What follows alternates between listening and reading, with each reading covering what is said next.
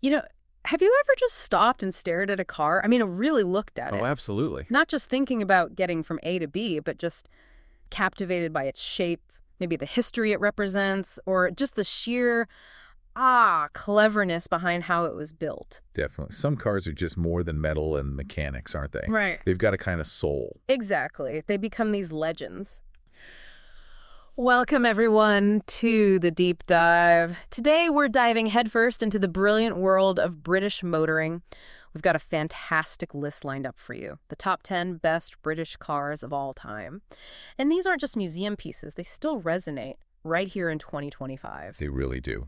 Now, look, we know the British car industry today isn't quite the giant it once was. True. But there was a time, wasn't there, when Britain really did rule the roads. Famous for, groundbreaking designs, incredibly popular sports cars. Oh, completely. Revolutionary stuff. Think about designers like William Lyons at Jaguar. Some of the manufacturing ideas he pioneered are still influential now. Right.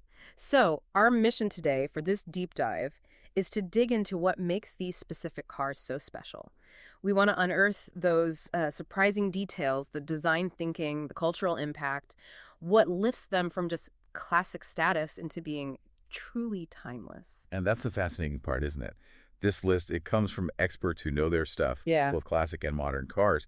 And what really grabs me is how these machines haven't just, survived. They've actually grown in desirability. Their value has shot up.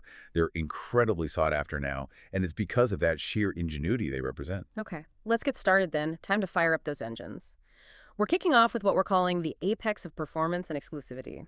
And our first car, well, it didn't just arrive, it exploded onto the scene. Mm-hmm. I'm talking about the legendary McLaren F1.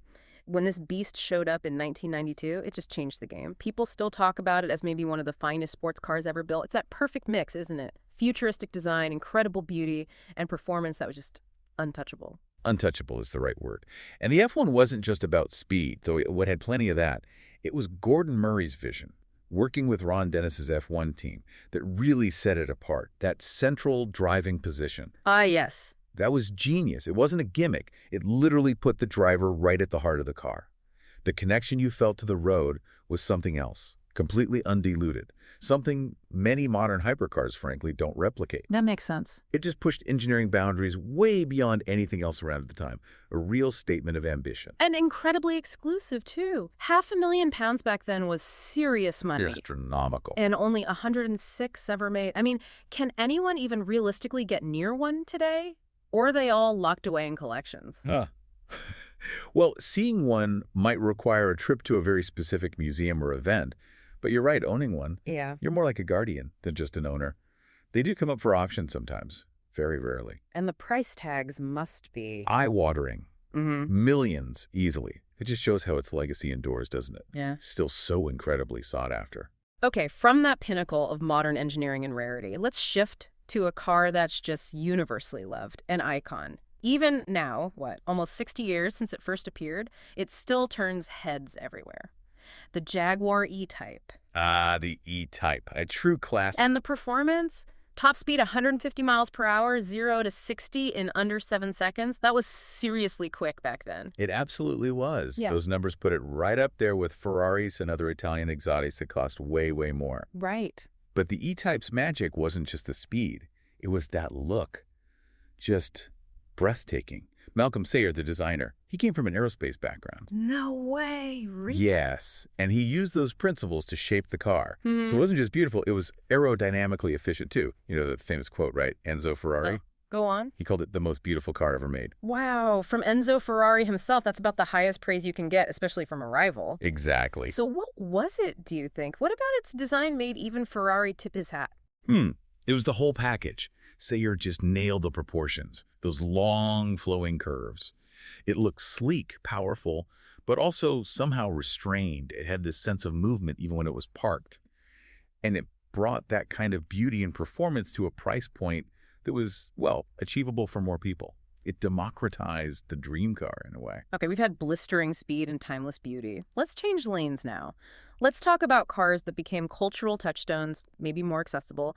And we have to start with maybe the quintessential British car icon, the Mini Cooper S. Ah, the Mini, yes. Such a defining part of British culture, that brilliant partnership between John Cooper and the original Mini's designer, Sir Alec Isigonis. The genius there started with Isigonis' original Mini concept, that transverse engine, front-wheel drive. Yeah. It was revolutionary for packaging. It made a tiny car feel spacious. Right, the TARDIS effect. Exactly. And then John Cooper comes along. He didn't just stuff a bigger engine in. The Cooper S, particularly that 1071cc version, that specific size, 1071cc, wasn't random. Cooper chose it deliberately to fit into a particular motorsport class. It let the Mini punch way above its weight in racing and rallying while keeping that incredible go-kart handling. I always think of the Monte Carlo rally wins. Precisely. It cemented its legend. It just had this personality, didn't it? This sort of cheeky confidence. Why do you think it captured the British imagination so perfectly? I think it was that underdog spirit. It was affordable, classless almost. Anyone could drive one. But the Cooper S version added this layer of sporty fun, this sort of mischief. It proved you didn't need a massive, expensive car to have a blast driving. It totally redefined what a small car could be. Okay, from the people's hero car to a car associated with perhaps Britain's most famous fictional hero. Ah, I think I know where you're going. It has to be the Aston Martin DB5, just instantly recognizable anywhere in the world. Still as desirable today as when it launched back in '63, that lovely 4-liter engine, 143 mile per hour top speed. The DB5. And what's fascinating there, really, is the power of pop culture, isn't it? How a film can take a great car and just elevate it to mythical status. Its place in the British Hall of Fame was absolutely sealed by James Bond. Started with Goldfinger in 1964 and then popping up again and again. That connection gave it this global personality, this aura of cool that went way beyond just horsepower and handling. That Bond link is undeniable. It made the car a legend. But I wonder, for people who really love driving, did the movie fame maybe overshadow the car itself? Was it actually a great car to drive, forgetting the gadgets? That's a really good question. Yeah. And yes, absolutely it was. Forget the ejector seat and the machine guns for a moment. The DB5 was a seriously capable grand tourer in its own right. It offered luxury, power, and it handled beautifully for a car of that era. It was sophisticated, refined, a very desirable machine, even without MI6 involvement. The films just amplified what was already there. Right, let's switch gears again. Now we're looking at vehicles that really define luxury or utility, or sometimes both, often with groundbreaking design. And first up is a true legend. A workhorse, yes, but with a definite touch of class. The Range Rover MK1. The original. The original? A game changer. It earns its place because it was just so incredibly good at everything. Properly tough off-road, but somehow also comfortable and composed on normal roads. It really did carve out a new niche. It absolutely did. Yep. The engineering was quite radical for the time. Coil springs instead of leaf springs. That was huge for comfort and off-road ability. Right. Permanent four-wheel drive gave it amazing grip, and it had that robust V8 engine for performance. When it came out in 1970, it basically invented the luxury SUV category that's so huge today. And, you know, that connection it's always had with the British royal family, that certainly didn't hurt its image. No, definitely adds to the pedigree. It cemented it as this symbol of British heritage, capability, and a certain kind of understated style. Okay, from capable utility blended with luxury, let's swing towards pure, unadulterated automotive elegance. The Rolls-Royce Silver Cloud 2.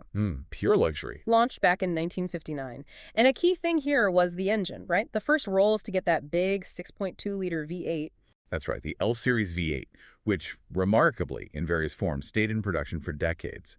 But putting it in context, the Silver Cloud 2 wasn't just about the engine. It was about defining what British luxury motoring meant. That standard of opulence, of quiet refinement. It set the benchmark. The car just oozed classic style, inside and out. They made subtle improvements over the first Silver Cloud, things like that lovely blue instrument lighting, better ventilation. Small details, but they matter in a Rolls. Exactly. But the core appeal was that imposing presence, the sheer comfort, the craftsmanship. It defined elegance for years, decades really. Now, here's another car with incredible staying power, one known for mixing old-school charm with surprising performance. The Morgan Plus 8. Ah, the Moggy, yes. Morgan already had this reputation, didn't they? Building these beautiful, handcrafted, almost vintage-looking cars. But when the Plus 8 arrived in 1968, it quickly became their flagship. It did. And the magic of the Plus 8 was how it somehow managed to blend that traditional, almost pre-war British style. Yeah, the ash frame, the hand-beaten panels. With genuinely modern performance and handling, thanks largely to that Rover V8 engine stuffed under the bonnet.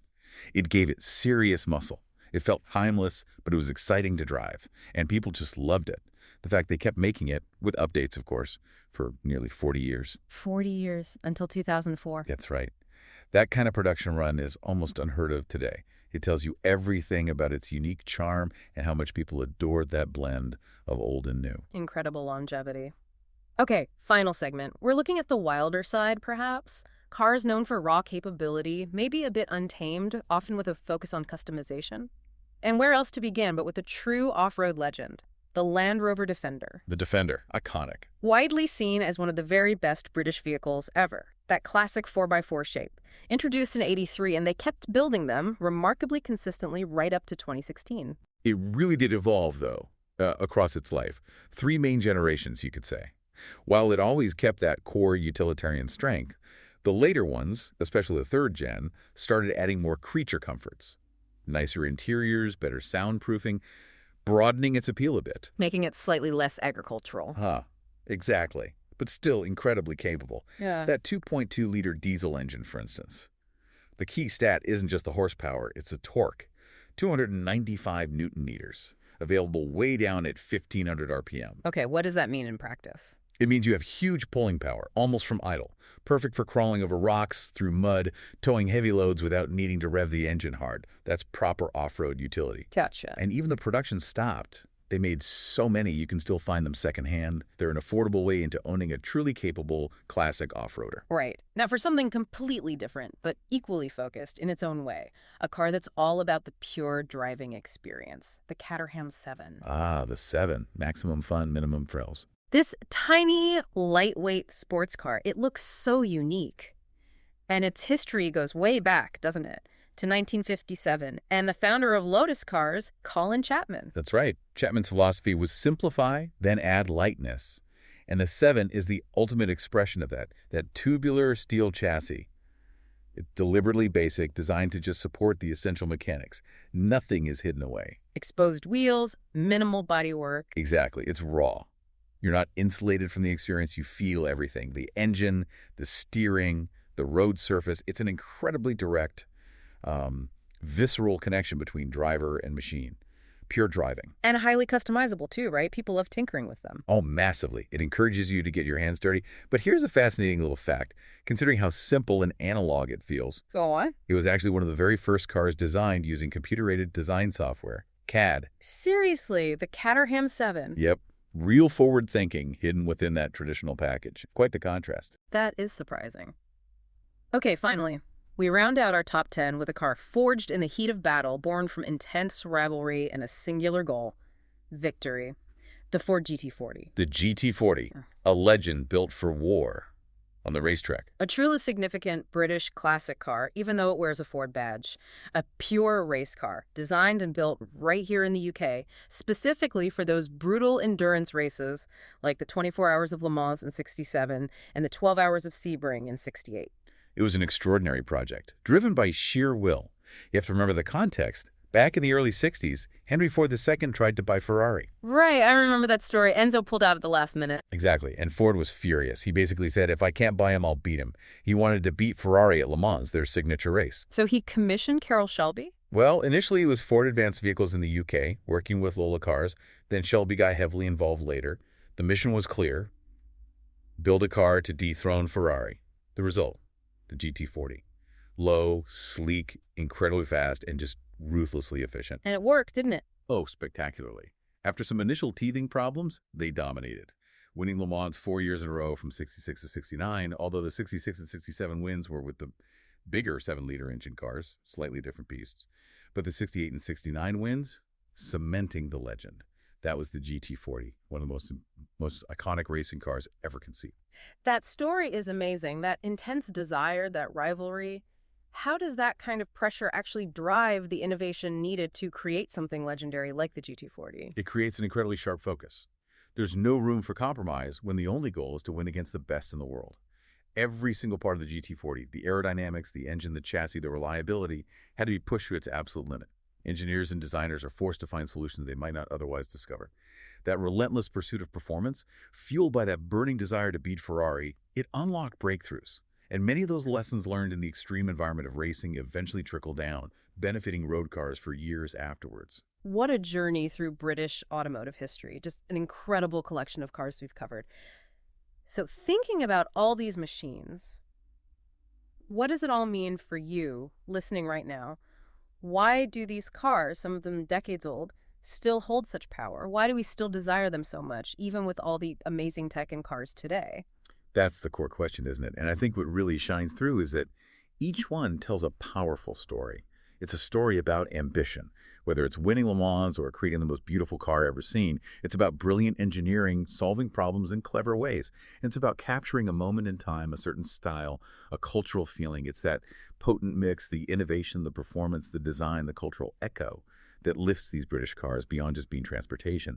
They become these valuable artifacts, historically significant, yes, but also just deeply desirable objects. They've shaped how we even think about cars. Absolutely. What an amazing deep dive that was. From the McLaren F1, pushing the absolute limits of technology, to the Mini Cooper S, just capturing the spirit of an era, and then the sheer elegance of the Rolls-Royce Silverclad too. They've all left such a huge mark, haven't they? They truly have. And, Yeah. having revisited these 10 incredible machines, it leaves you wondering, doesn't it? What actually makes a car timeless? Beyond the specs and the styling, how do these specific British examples keep influencing car design and just our imagination, really, even today?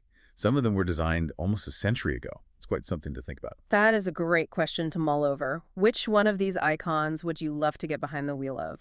Or whose story resonated the most with you? Thank you so much for joining us on this deep dive into Britain's automotive best. We really hope you enjoyed the ride.